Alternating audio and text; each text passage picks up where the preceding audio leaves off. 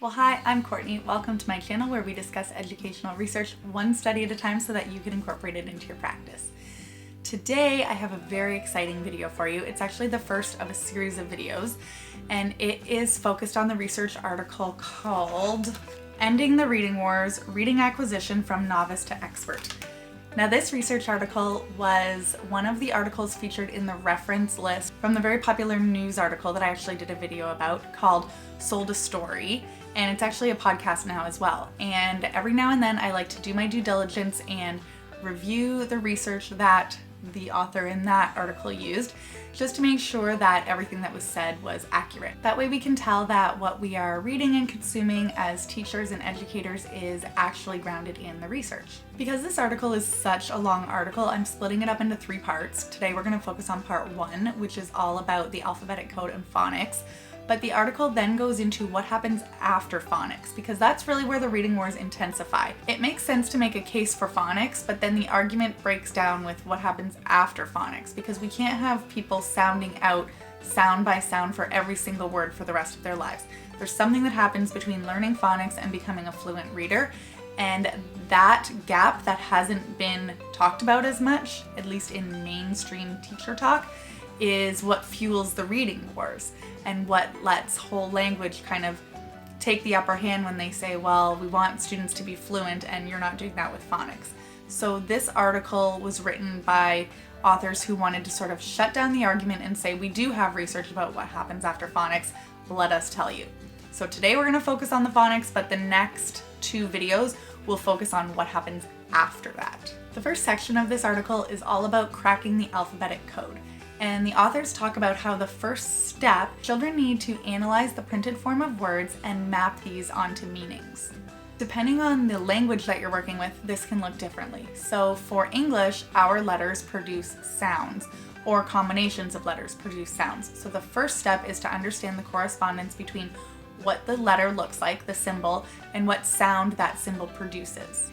The authors talk about how in English this is actually quite convenient, because once students learn how some sounds go together, they can extend that to other sounds. Next, the authors tackle the myth of English being just far too complex and inconsistent to master.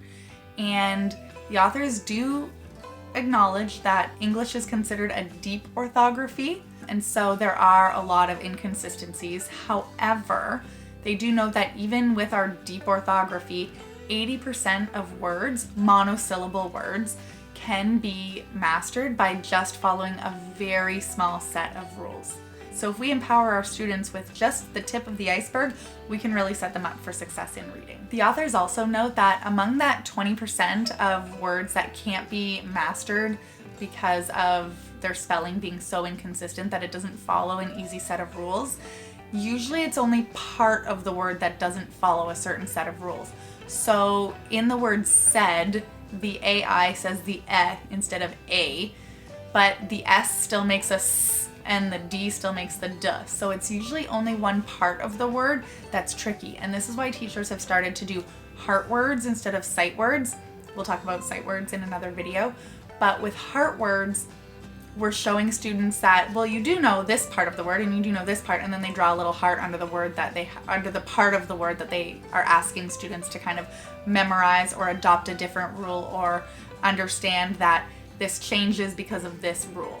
So there really is a lot at our disposal when we're trying to teach students to read using the alphabetic code. Here's a really interesting study that the authors talk about. Now, they didn't conduct this study. These authors are synthesizing research from decades of work, but this study just goes to show that you can't just expose children to words and have them pick it up. So what they did was they took 3 to 5-year-olds who did not know their letters. They did not know the letters and the sounds that go together. And they taught them pairs of rhyming words. So hop, mop, cat, bat.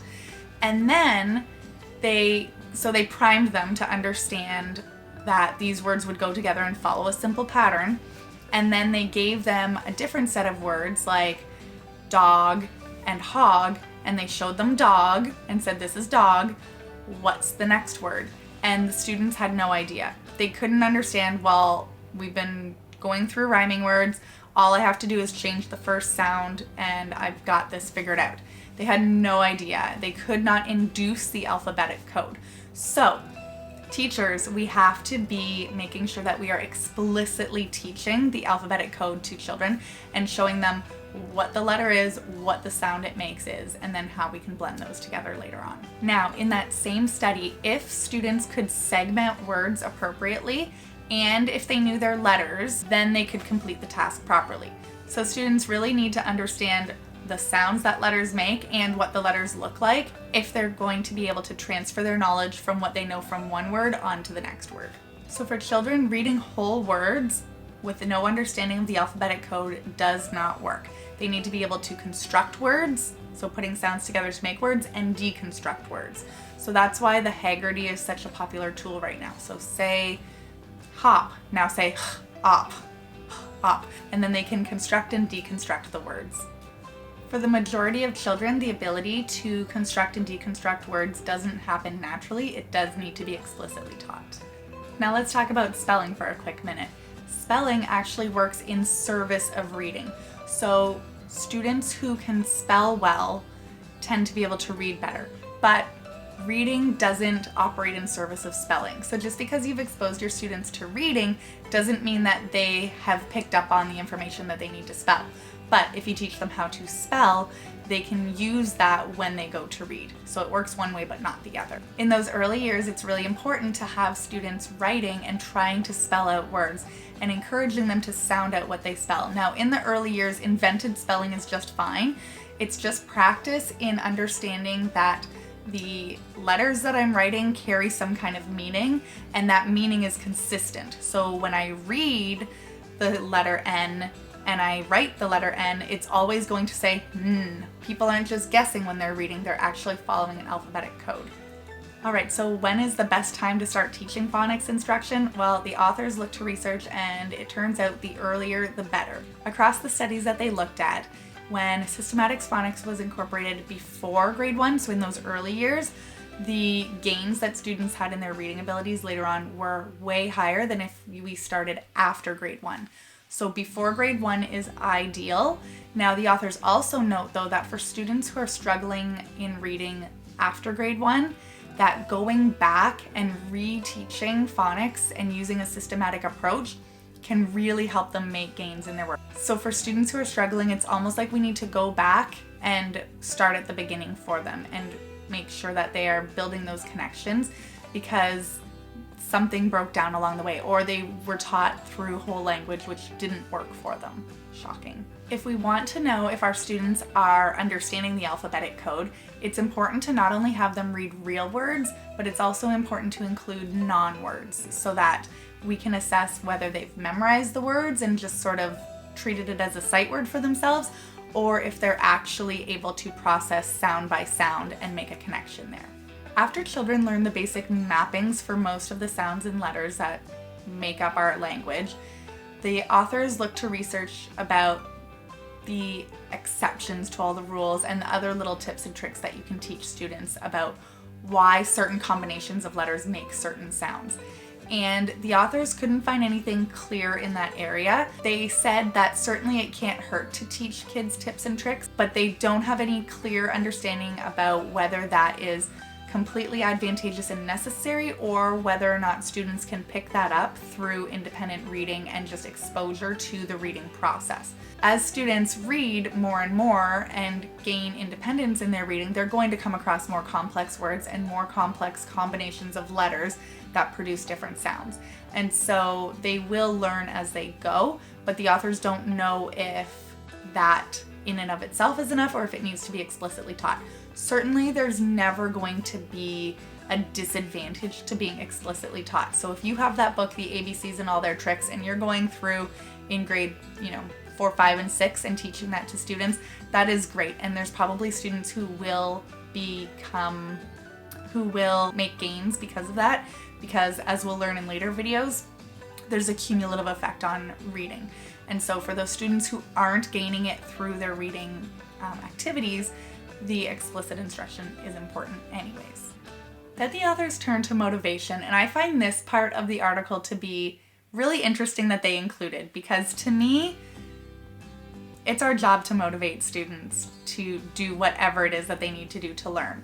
We don't say, oh, it's really sad that you don't find addition useful, so we're just gonna skip over that and just let you memorize all of the addition facts in the entire world. And from a teacher perspective, we don't get to say, oh, I actually find my concussion training that we take every single year to be very boring, so can I please just opt out and can we do something else instead? No, you have to learn things, and if they're boring, then hopefully a skilled teacher can make it not boring, but it doesn't mean it doesn't get taught. And if we look at motivation later on for students, being good at something is motivating for them. So we have a lot of work to do in these early years to make phonics something that is appealing to students and something that they can feel like they're accomplishing a task in. Now, what does the research have to say about motivation? Well, the authors found that there are programs that students find engaging, there are teaching strategies that students find engaging, and when students learn to read, they become really engaged because it opens up a whole world of information for them. So then they can become independent. They can do scavenger hunts by themselves, they can go on treasure hunts, they can open up a book and read to themselves and get information and exercise their own agency there. And what kid do you know that does not love independence? It's their favorite thing. And so by teaching reading, we're really giving them a tool for life that they can take with them in all other areas of the world. And so that is pretty motivating for kids. Let's talk about sight words. This is such a controversial topic because do we teach them? Do we not teach them? Which ones do we teach? And I will humble myself to the research because I've been very anti-sight words the minute I learned about phonics instruction, but that's why it's important to go deep with the research and learn even more. So let's talk about sight words. The authors looked to a study from 2009. The research showed that when children know the 64 most common sound letter mappings and the 100-ish most common words like the, said, which tend to be considered to be sight words, they can read 90% of the texts that they would encounter for their own age group. 90% just with that basic information. When students have access to 90% of the words that they're going to encounter in their own texts, it is highly motivating for them and it sets them off to a path for independent reading, which we'll see in the next video is super duper important. So although there might be controversy about should we teach sight words or shouldn't we, when we can put those 100 words in students' vocabularies and in their ability to read, and we can give them basically a starter package for independent reading, it's actually really helpful for what they'll need later on when they're reading more complex texts. Also very reassuring, especially for someone like me, to know that if we teach kids a few sight words here and there to get them through, it does not undo the work we did with phonics. Now, if we only teach sight words, that's a problem because we cannot memorize the entire English language. But if we focus on those 100 most common words that students are going to come across and have a systematic phonics program, we're all good. We're not undoing anything that we've already taught. Let's move on to decodable books. The criticism for decodable books is that they are boring, there's not a lot of story character development, I've even heard that students can't possibly read decodable books because they don't see themselves reflected in it, and you can't read if you don't see yourself reflected. We'll talk about meaning making later on, but I want to talk about just actual reading ability. Can you decode? Can you read what's in front of you and sound it out and make sense of it that way?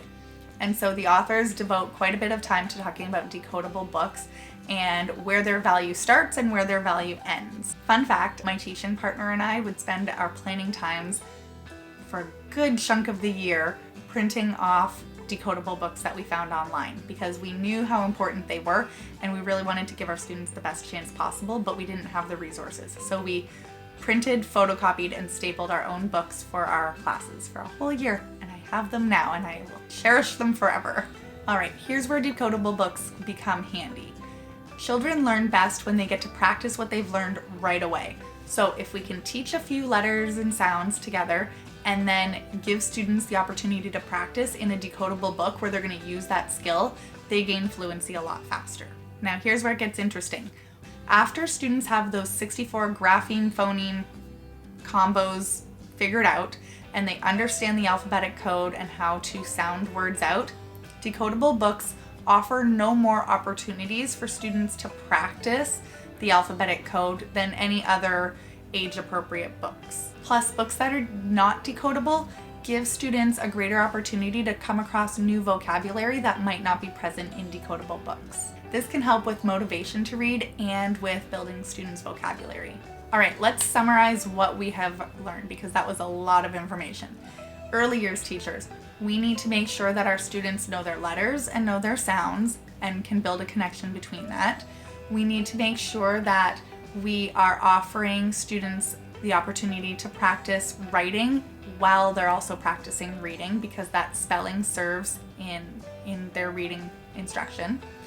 We are not bad teachers if we teach a few sight words, but we can't teach all sight words. So just the most common 100 words, they don't all have to be taught in kindergarten, but just a bit of exposure to those sight words to get them through so that they're not constantly trying to sound out THE and going every single time is helpful for students, just to kind of push them along and get them where they're reading more fluently.